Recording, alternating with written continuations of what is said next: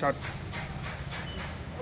ಕರ್ನಾಟಕ ಪಿಂಜಾರ ನಾದಾರ್ ಜನಾಂಗದ ಕ್ಷೇಮಾಭಿವೃದ್ಧಿ ರಾಜ್ಯ ಸಂಘದ ವತಿಯಿಂದ ಸಮುದಾಯದ ಏಳಿಗೆಗೋಸ್ಕರ ಈ ದಿನ ದೊಡ್ಡಬಳ್ಳಾಪುರ ತಾಲೂಕಿನ ತಹಸೀಲ್ದಾರ್ ಕಚೇರಿಗೆ ಸಮುದಾಯ ಬಾಂಧವರೆಲ್ಲ ಸೇರಿ ಹೋಗಿ ಮನವಿ ಪತ್ರ ಸಲ್ಲಿಸಿದ್ದೇನೋ ಸರಿ.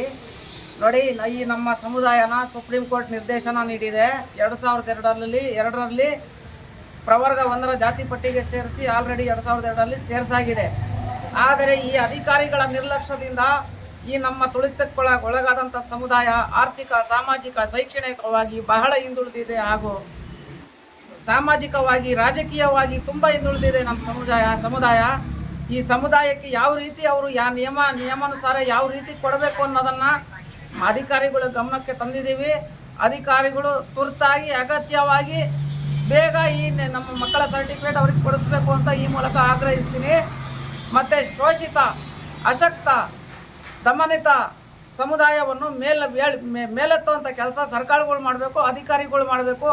ಅವರು ಮಾಡದೆ ಹೋದರೆ ಇಡೀ ರಾಜ್ಯಾದ್ಯಂತ ಉಗ್ರ ಹೋರಾಟ ಆಗ್ಬೋದು, ನಗ್ನ ಪ್ರತಿಭಟನೆ ಆಗ್ಬೋದು, ರಸ್ತೆ ತಡೆ ಆಗ್ಬೋದು. ಇವೆಲ್ಲ ಮಾಡಬೇಕಾಗ್ತದೆ.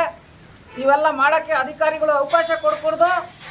ಯಾವುದೇ ರೀತಿ ನಮ್ಮ ಈ ಸಮುದಾಯಕ್ಕೆ ಅನ್ಯಾಯ ಆದರೆ ನಮ್ಮ ಸಂಘಟನೆ ಸುಮ್ಮನೆ ಕೂತ್ಕೊಳ್ಳೋ ಜಾಯಿಮಾನ ಅಲ್ಲ ಅಂತ ಹೇಳ್ತಾ, ಈ ಅಧಿಕಾರಿಗಳಿಗೆ ಆ ಕೆಲಸ ಮಾಡಬೇಡ್ರಿ. ಅದನ್ನು ಆಗೋದ್ರೊಳಗೆ ನೀವೇ ಎಚ್ಚೆತ್ಕೊಂಡು ನಮ್ಮ ಸಮುದಾಯಕ್ಕೆ ಪ್ರವರ್ಗ 1ರ ಜಾತಿ ಪ್ರಮಾಣ ಪತ್ರ ಕೊಡಲೇಬೇಕು ಅಂತ ಆಗ್ರಹಿಸ್ತೀನಿ.